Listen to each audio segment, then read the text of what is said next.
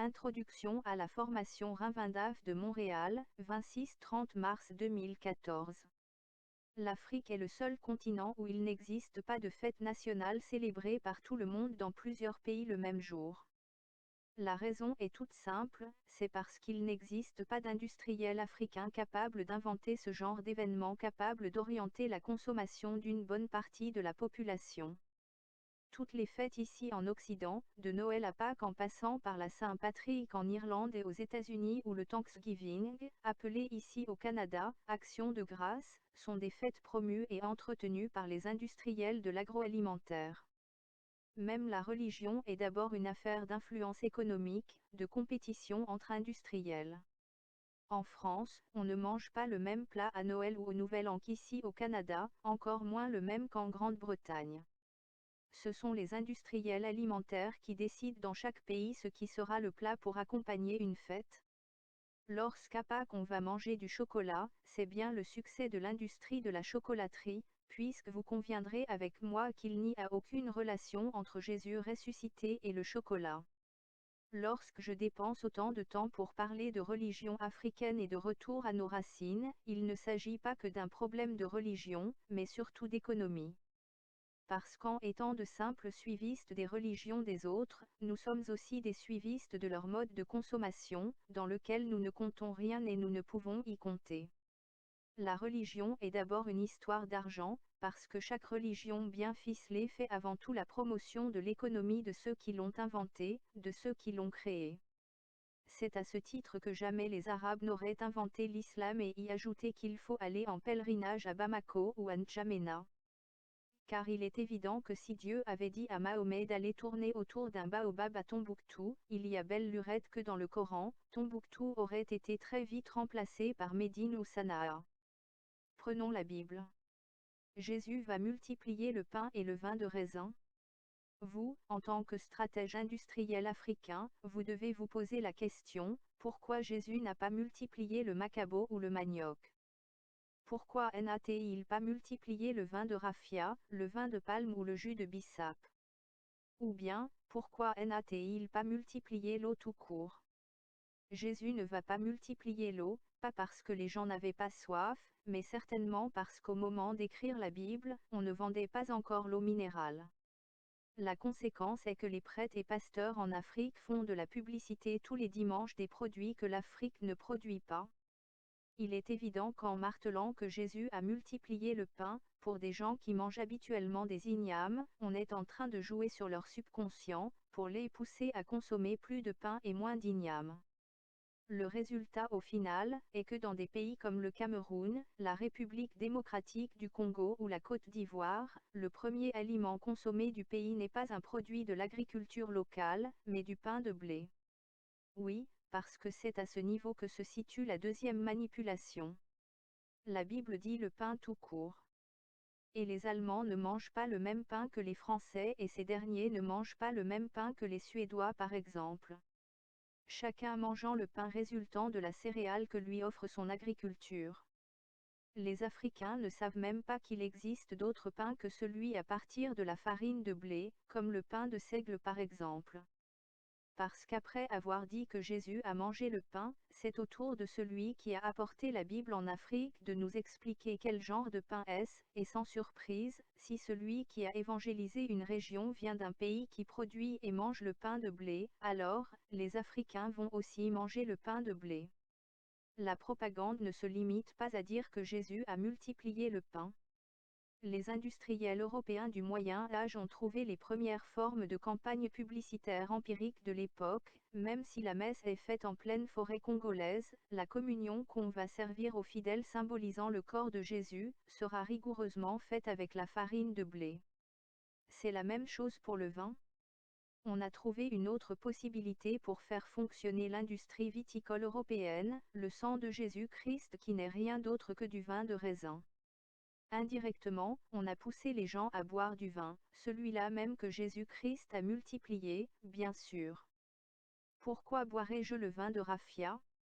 La conséquence est que puisqu'il n'y a personne pour faire la propagande du vin de raffia ou de palme africain, c'est tout naturellement que les gens dans leur subconscient vont même jusqu'à associer les plats africains au vin français avec des formules du genre « un bon taro se mange avec du Beaujolais » ou « un bon foutou se déguste avec du Bordeaux » ou encore « un bon quai de genou poulet se mange avec du Porto ». Ce n'est pas une faute pour celui qui dit ces bêtises, c'est juste le témoignage de l'absence des industriels alimentaires capables d'orienter le comportement culinaire des populations. Retournons à l'islam. Pourquoi les musulmans ne mangent-ils pas le porc? Vu sous l'angle géostratégique, c'est une simple réponse à la guerre économique du Moyen Âge. La péninsule arabique avec ses hautes températures, et dans une époque où il n'y avait pas de réfrigérateur, ne pouvait pas exceller dans l'élevage des porcs, dont la viande se conserve moins que le mouton. En plus, le porc a besoin de 2 fois plus d'eau pour grandir que la chèvre. Pour ne pas laisser la population s'affectionner pour une viande qui serait importée, le porc est tout simplement devenu sacré et interdit à la consommation.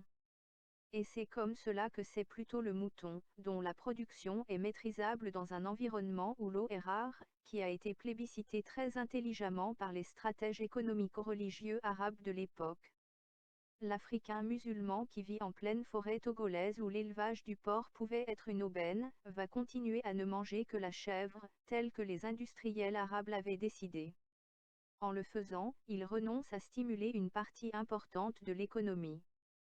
Même dans le communisme, en absence complète de religion, on a utilisé les mêmes techniques pour orienter la consommation de la population. En Chine, le président Mao a tout simplement décidé que le bon thé chinois se buvait sans sucre. Et aujourd'hui, les Chinois pour la majorité boivent du thé sans sucre, depuis Mao.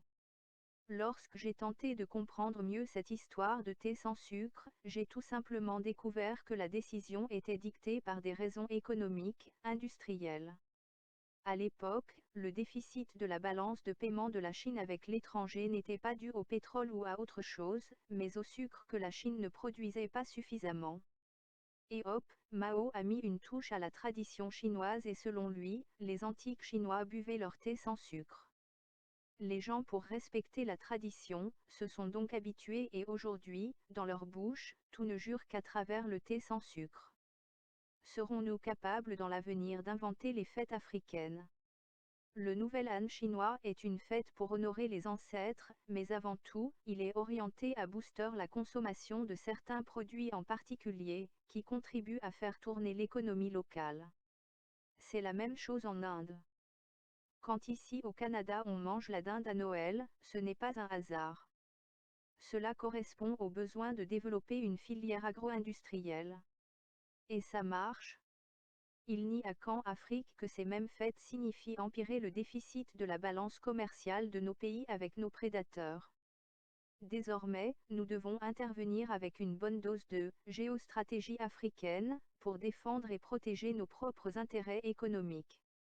Nous ne pouvons pas empêcher nos populations de célébrer les fêtes des autres, ou à pratiquer les religions des autres, mais nous pouvons contribuer à guider leur choix de consommation, en fonction de ce que nous serons capables de produire localement et en grande quantité. Une fois que nous avons constaté le tort qui est fait à l'économie africaine à travers ces fêtes, il revient à nous d'arrêter de pleurnicher ou juste de dénoncer pour nous demander en quoi pouvons-nous être capables, demain, d'orienter la consommation de nos populations. Nous demander en quoi pouvons-nous cesser la spoliation de notre continent qui prend souvent les formes les plus impensables comme celle de la consommation dictée par ces religions importées. Au Cameroun, il y a déjà un village à l'ouest du pays qui organise chaque année le festival du Macabo. À ce festival, on peut manger le Macabo sous toutes ses formes. C'est très réussi et aide à booster de beaucoup l'économie locale. Les pièges. En ces 5 jours, nous allons voir ensemble les différents pièges qui empêchent les gens de réussir dans différents secteurs agro-industriels. Nous allons voir pourquoi ceux qui, chez nous, se lancent dans l'élevage des poulets ne peuvent pas s'en sortir. Et à quel niveau ils sont piégés? Pourquoi faire du café ou du cacao est-il juste une idiotie? Nous avons préparé pour vous une vingtaine d'activités industrielles que vous pouvez démarrer dans votre pays en Afrique avec moins de 1 000 $ canadiens et surtout, les stratégies pour y parvenir. Car vous devez toujours vous souvenir que ce qui nous manque ne sont pas les idées, mais les bonnes stratégies pour faire le tri des bonnes idées et d'autres stratégies pour les mettre en pratique. Vous n'aurez pas besoin d'aller vous installer dans tel ou tel pays africain. Pour ceux qui ne peuvent pas rentrer, nous devons réussir à utiliser votre résidence actuelle ici en Occident, comme votre quartier général d'où vont être conçues et élaborer les différentes stratégies à mettre en pratique pas seulement dans votre pays d'origine, mais aussi et surtout dans plusieurs pays africains. Nous devons prendre possession de notre continent, en créant nos propres entreprises multinationales. Et je vais vous expliquer durant ces 5 jours comment y parvenir et à moindre coût. À la fin de la formation, vous tous ici présents devrez créer une entreprise commune. Le dernier jour, dimanche devra être votre premier conseil d'administration de la nouvelle entreprise pour décider sur la base de ce qu'avec mon équipe je vous aurais enseigné, d'une activité industrielle à faible apport de capital par laquelle commencer. Et chacun devant cotiser le même montant dans un temps raisonnable. Ils sont déjà en train de le faire, les géostratèges de Paris et de Bruxelles. Ceux de Douala vont repartir dans quelques jours avec mon retour. Vous serez mis en réseau avec toutes ces autres promotions, mais vous serez également en compétition. Il faut voir qui, des différentes promotions, réussira à s'enrichir le premier. Pragmatisme et sous-marin. Je vais chercher à vous enseigner à être des patrons, mais aussi à travailler ensemble, à cultiver la solidarité. Le système a réussi à nous affaiblir en nous isolant les uns des autres. Une fois que nous l'avons compris, c'est à nous de nous trouver là où le système dominant ne nous attend pas, de nous comporter à l'opposé de ce qu'il attend de nous. C'est la technique du sous-marinage, appelée aussi stratégie militaire de Sun Tzu. Il faut faire croire au système dominant que nous ne sommes pas sortis de l'auberge. Cela va nous donner le temps de réussir dans l'anonymat. C'est pour cela que je vous prie d'éteindre même vos téléphones portables, parce que rien de ce que vous apprendrez ici ne doit être divulgué. Cette introduction est la seule information rendue publique sur cette formation. Documentation. En plus du CD de 400 livres que vous recevrez dimanche, j'ai créé un site web qui sera constamment mis à jour pour vous aider à bénéficier d'informations sensibles devant vous aider à réussir au plus vite.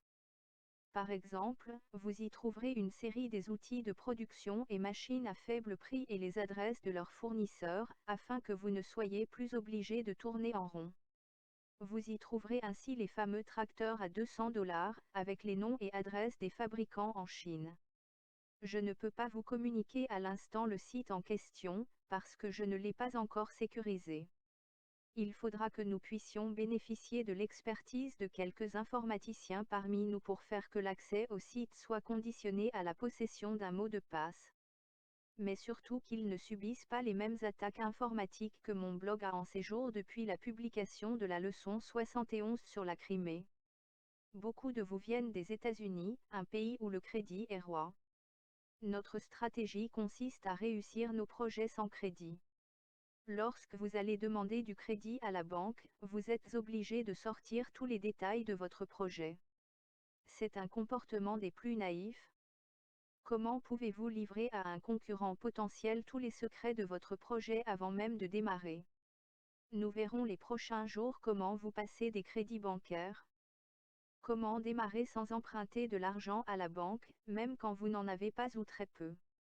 C'est aussi cela le défi de cette formation, réussir à mettre sur la rampe de lancement des activités industrielles réputées voraces en argent, des personnes qui ont envie de changer de vie, et cesser d'être les dindons de la farce d'un système qui a besoin d'esclaves pour tenir debout, mais le tout à partir de leur maigre salaire de fonctionnaires, d'enseignants, de mécaniciens, d'ouvriers, d'infirmières etc. Dimanche, le dernier jour, vous recevrez un diplôme. Ce sera en absolu le premier diplôme de votre vie complètement tourné à servir vos intérêts. Les diplômes que vous avez eus jusqu'aujourd'hui témoignent tout que vous avez été très bien formaté pour servir les autres.